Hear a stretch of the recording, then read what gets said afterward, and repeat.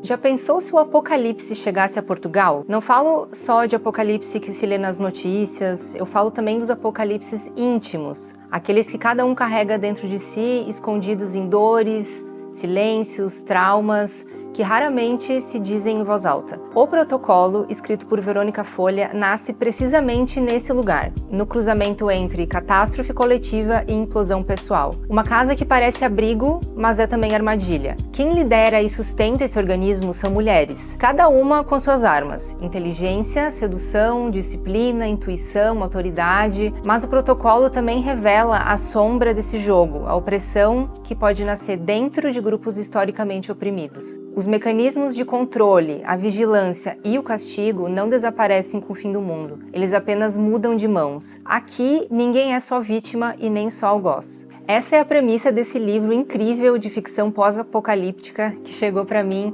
Há 2 semanas eu já corri para ler uma história super interessante com foco nas mulheres de um grupo de pessoas vivendo em uma casa em pleno apocalipse. Nessa casa só podem conviver no máximo 10 pessoas. Esse é o combinado, é o que diz o protocolo. Com a chegada de Picasso, a nossa protagonista, que ganha esse apelido por ser uma grande artista, deve haver uma votação. Alguém na casa deve sair. Manipulações, jogos, traições, mas também amor, laços de amizade, esperança e união entre essas pessoas são os elementos que tocam pra frente essa história.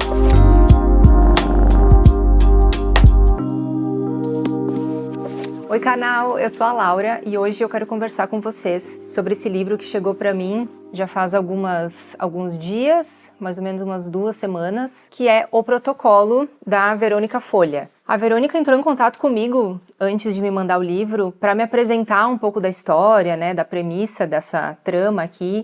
É o primeiro livro dela. Quando ela conversou comigo ali, ela me apresentou essa história que é uma ficção pós-apocalíptica. Então a gente não tem uma distopia aqui, na verdade é um romance ali, uma ficção mesmo, muito passível de acontecer. E é uma história que se passa em Portugal. É uma narrativa também escrita em português de Portugal. Não é algo que dificulta a leitura, é realmente muito fácil de ler, né? Tem sim algumas gírias, tem algumas palavras, alguns termos aqui que são em português de Portugal, que também não dificultam o entendimento. Aqui nas primeiras páginas, então, a gente já tem uma nota da criadora, né, da autora, que fala um pouquinho sobre essa introdução, então dá um entendimento primeiro pra gente, né? E ela fala aqui então, né, pra gente já se preparar, porque vai ter algumas descrições de violência, uso de medicamentos, traumas psicológicos, comportamentos autodestrutivos, linguagem explícita e sexo. Então, não é exatamente uma leitura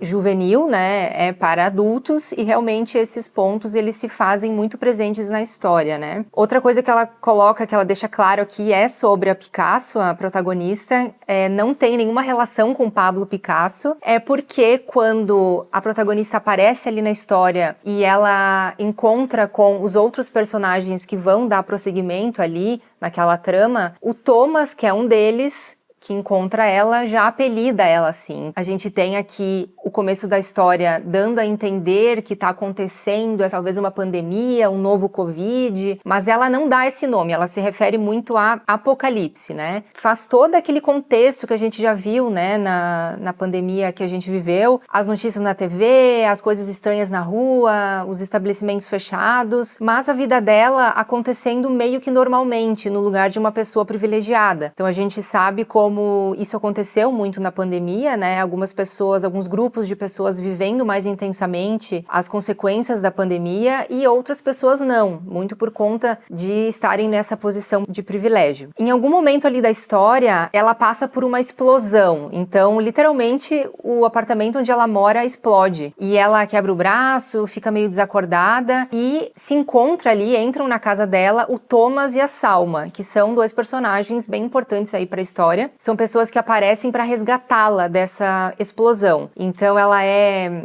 levada por eles, levam ela para uma casa. Nessa casa ela já se encontra então com algumas pessoas, ela já se dá conta que são pessoas de algumas nacionalidades diferentes, então a gente tem aqui russos, portugueses mesmo, a gente tem brasileiros, a gente tem ingleses, então é uma miscelânea ali de pessoas, de culturas, então nós temos diálogos inteiros aqui em outros idiomas, né, inclusive o espanhol, realmente temos páginas inteiras de diálogos em espanhol, de um personagem que fala em espanhol aqui, na verdade até esqueci de comentar, que entre as nacionalidades tem um personagem aqui que fala em espanhol. Então é um ponto que me chamou a atenção, porque eu acho que pode ser um elemento que dificulte para algumas pessoas. Nós temos também algumas frases e trocas de conversa em inglês, que eu acho que também pode dificultar um pouco. Algumas palavras em russo, porque nós temos também os russos aqui, um casal de irmãos, então para algumas pessoas pode dificultar, mas não que isso atrapalhe a história. Essa questão dos diálogos realmente é algo que ocupa bastante páginas aqui. A Verônica traz para nós esse ponto muito forte de criar os laços com os personagens através desses diálogos. Então a gente convive com eles, a gente vive ali naquela casa através do que eles vão trazendo no dia a dia. Então imagine 10 pessoas, né, agora 11 com a Picasso, a nossa protagonista que chegou por último, convivendo ali então no dia a dia,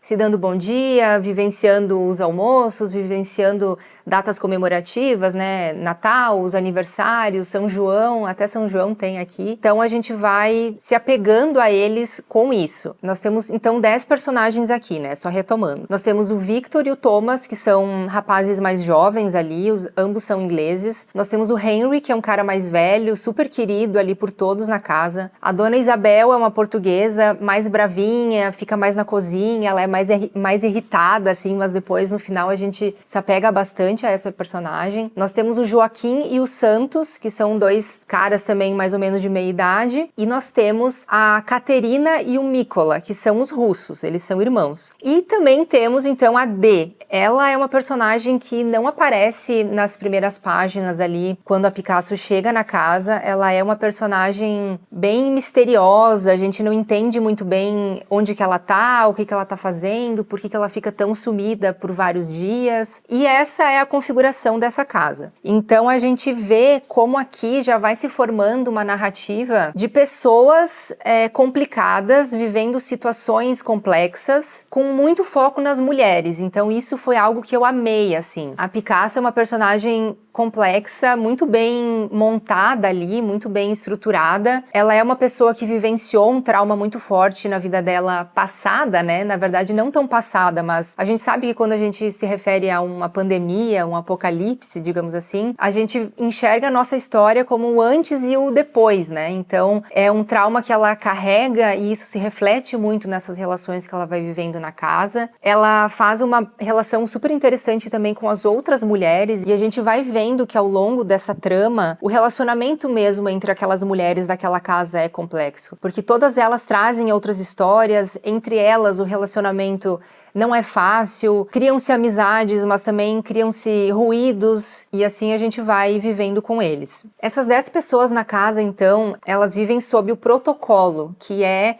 uma espécie de documento ali que foi escrito por alguns dos moradores. São algumas regras de convívio que delimitam as ações daqueles moradores. Muito do que se fala aqui, muito das conversas que eles têm, vem através desse protocolo. Uma das regras do protocolo é que o número de moradores da casa não deve passar de 10 pessoas. Muito por conta dos recursos, né, que são limitados, eles saem em rondas para procurar mantimentos, alimento, água e outros itens ali até mais específicos dos moradores, né? E essa regra de não ter mais do que 10 pessoas na casa, ela é levada muito à risca, porque a partir do momento que uma pessoa a mais entra, então a 11ª pessoa entra, é feita uma votação. E dentro da casa, essa votação diz quem que deve sair da casa. Não votam O médico ou a médica, no caso a Salma, que é médica, ela não vota e nem pode ser votada. E a última pessoa a chegar na casa também não vota e não pode ser votada. Então a Picasso não participa ali daquela votação. Nesse ponto da história, a gente já descobre que a D, aquela personagem misteriosa, né, que não aparecia muito, que a gente não sabia quem era, ela está grávida e ela participa ali da votação. E aí acontece toda uma tensão, né, porque ela tá muito em foco nessa votação. Então nessa primeira votação já acontece um grande conflito ali, já traz para Picasso um choque bem grande. Dentro desses relacionamentos complexos ali e desses personagens complexos, né, a gente vai entendendo alguns vícios também de cada um, né? Então nós temos um personagem aqui que é, por exemplo, viciado em comprimidos, então em torno disso acontecem algumas confusões ali, brigas. A gente percebe também que a Salma, que é a médica, né, ela é uma personagem muito importante aqui, ela tem um perfil muito de liderança, só que ela de fato não é uma líder, mas ela quer tornar aquilo como se fosse uma história dela. Ela quer que aquela casa e que aqueles personagens e que aquelas pessoas formem como se fosse uma agência de pessoas muito preparadas para aquele fim do mundo. Em alguns momentos a gente perde personagens porque eles são silenciados, né? Nada mais são do que assassinados ali pelos próprios moradores. Então a Salma tem um poder sobre eles, ela dá algumas missões que são chamadas aqui, né? Espécie de ordens assim para silenciar ali algumas pessoas na casa que não se encaixam, que causam essas confusões, que não trazem nenhum benefício. E algumas pessoas ali que não têm muito o que oferecer acabam sendo silenciados por ordens da Salma. Então a gente vê como são realmente personagens que nos causam esse apego. Eles têm muito de bom, mas eles também têm uma parte ruim, uma parte detestável. E é muito o que traz aqui, né? Porque ela diz que realmente ninguém é só vítima e ninguém é só algoz. Então a gente começa a história entendendo que vai ter muito romance, vai ter essa amizade, vai ter esse convívio e, claro, algumas tensões ali muito em volta desse envolvimento romântico da Picasso com os caras, mas a gente também vai pendendo para esse lado dessas mulheres que têm esses defeitos, dessas pessoas que tomam essas decisões estranhas que a gente questiona, que a gente não entende, mas é por isso, né? Porque essa casa, ela é também esse lugar, essa armadilha. Fora é o apocalipse, mas dentro também acontece muita coisa estranha. Na história também, mais pro final, a gente tem um dos personagens que decide por um encerramento da própria vida e ele quer que isso seja feito por uma mulher. Então também é uma cena forte, assim, uma cena mais chocante e que faz a gente se perguntar, faz a gente se questionar, a gente não entende muito bem. A gente tem uma personagem que já não mora na casa, ela foi moradora anteriormente, que tirou a própria vida depois de ser votada para sair, né? A gente vai vivendo por essas perdas, vai vivendo por esses sentimentos, esse fluxo de consciência aqui da Picasso no livro. Mas é, digamos assim, 80% formado por diálogos, é pouco descrito em cenas fora dos diálogos.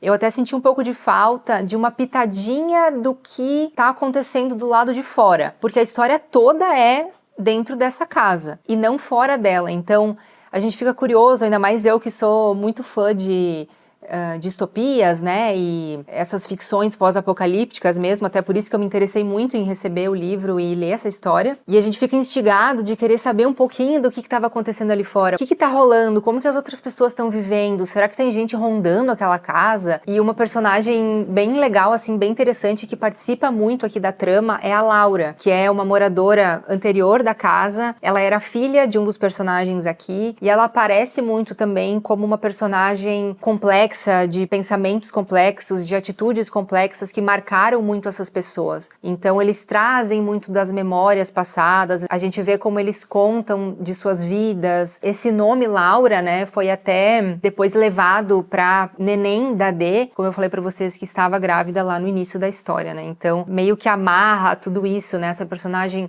complexa que passou por tantas coisas e depois a neném leva esse nome, é bem legal, assim. No final do livro a gente tem algo que eu achei super fofo também, que é uma parte de créditos, né? A gente tem referências tanto de livros quanto de músicas, então ela traz para nós aqui no final uma lista, eu acho que tá dando para ver, então de referências tanto bibliográficas, literárias ali, quanto de músicas. Então, na história, o Thomas é um personagem que canta muito, e aí essas músicas no final final elas estão aqui listadas, muitas referências também sobre questões feministas, também muito por conta dessa conexão da Verônica com esse tipo de história, né? É bem legal aqui no final, até me deu uma ideia assim de criar uma espécie de playlist assim no Spotify, sabe, para ir lendo e escutando ao mesmo tempo, como se aquela lista de músicas fizesse parte, fosse uma trilha sonora ali da história.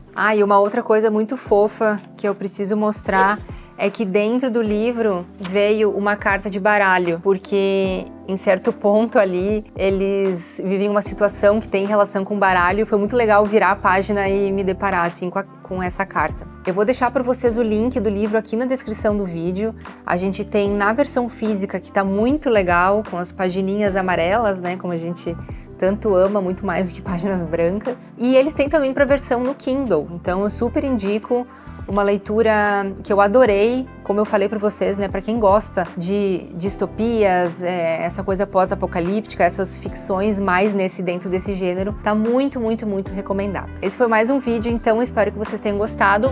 Um beijo e até a próxima!